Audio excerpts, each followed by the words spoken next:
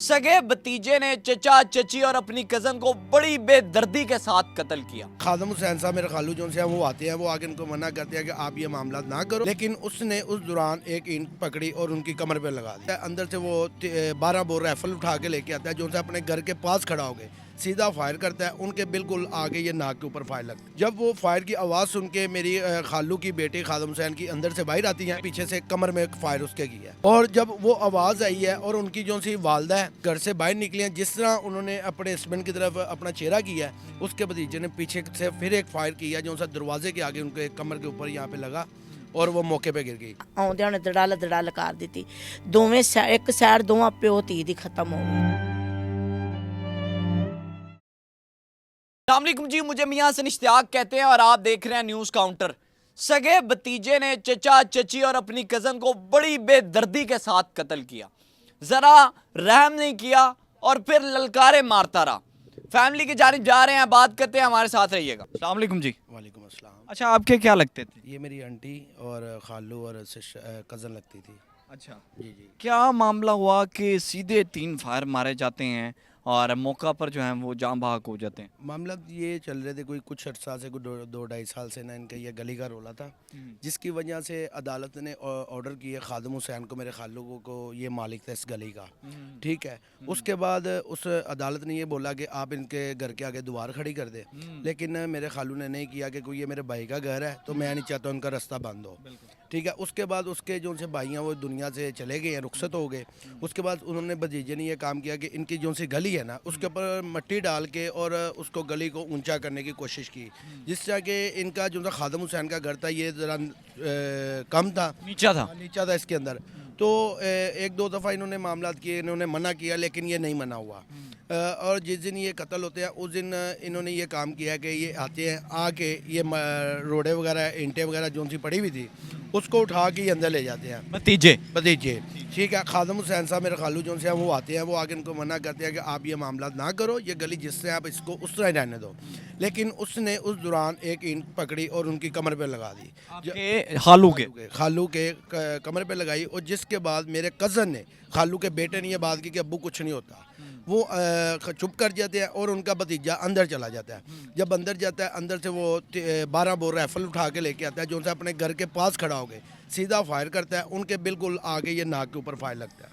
Fire लग खालू के खादम हुसैन के नाक के ऊपर फायर लगता है और वो ज़मीन पे गिर जाते हैं। जब वो फायर की आवाज़ सुन के मेरी खालू की बेटी खादम हुसैन की अंदर से बाहर आती है। बेटी की उम्र क्या थी? 20 साल उम्र थी। जब वो फायर की आवाज़ सुन के बाहर आती है, अब्बू की तरफ भागी हैं, उसने पीछे से कमर में फायर उसके किया है, वो भी मौके पे अपना सांस देने दम तोड़ गई।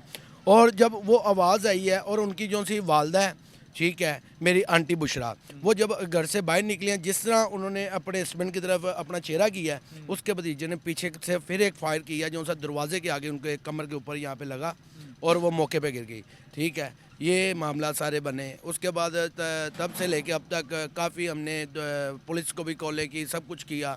उसके बाद ना तो यहाँ पे कोई पुलिस आ रही है, उसके बाद ना कोई हमें कोई कांटेक्ट किया जा रहा है किसी किस्म का। हमने एक दो दफ़ा SHO साहब को कॉल की शरकपुर में, थाना शरकपुर में, लेकिन वो भी हमें कोई रिस्पॉन्स इस तरह का नहीं दे रहे। FIR हुई? FIR को आज 5 दिन हो गए हैं। FIR हुई, लेकिन अभी तक मुल्जिम ट्रेस नहीं किया गया। मुल्जिम भागा किधर, कोई पता है आप लोगों को? नहीं, अभी तक ना तो उनके कोई मामू चाचा किसी का घर, ना कोई रेटे इन्होंने की। हम कहते हैं, हमें कहते हैं तुम रेटे करो, हम कैसे करवाएं? हम अपने दुश्मन बना लें?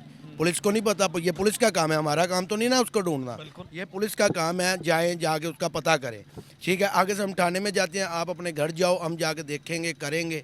ये मामला हमारे साथ अब तक बन चुके हैं। क्या कहना चाहेंगे? हम तो यही कहना चाहेंगे कि SHO साहब को, DPO साहब को, ज़िला शेखपुरे को, आपके आगे हम हाथ जोड़ते हैं, मेहरबानी आपकी कि इन बच्चों को इंसाफ दिलाएं। अब पीछे से 2 इनके बच्चे हैं, एक बेटी है वो शादीशुदा है, 2 लड़के हैं। अब जो वो यहाँ से मार के गया है, ठीक है, सबके सामने उसने ये आवाज़ लगाई है कि जिंदा मैं आपको भी नहीं छोड़ूंगा। अच्छा, ललकारा भी मार के गया।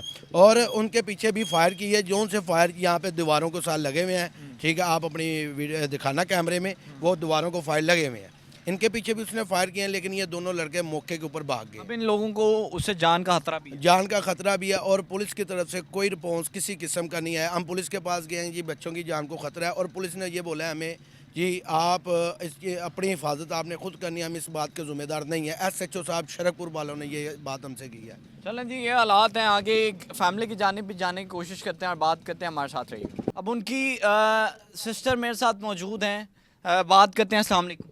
ਵਾਲੇਕੁਮ ਅਸਲਾਮ। ਬਾਜੀ, ਕੀ ਅਚਾਨਕ ਗੱਲ ਹੁੰਦੀ ਹੈ ਕਿ 3 ਲੋਕਾਂ ਨੂੰ ਮਾਰ ਦਿੱਤਾ ਜਾਂਦਾ ਹੈ, ਇੰਨੀ ਬੇਦਰਦੀ ਦੇ ਨਾਲ, ਜ਼ਰਾ ਉਹਨੂੰ ਖੌਫ ਨਹੀਂ ਆਂਦਾ, ਫਿਰ ਲਲਕਾਰੇ ਮਾਰਦਾ ਜਾਂਦਾ ਹੈ ਕਿ ਮੈਂ ਤੁਹਾਨੂੰ ਬਾਕੀਆਂ ਨੂੰ ਵੀ ਨਹੀਂ ਛੱਡਾਂਗਾ।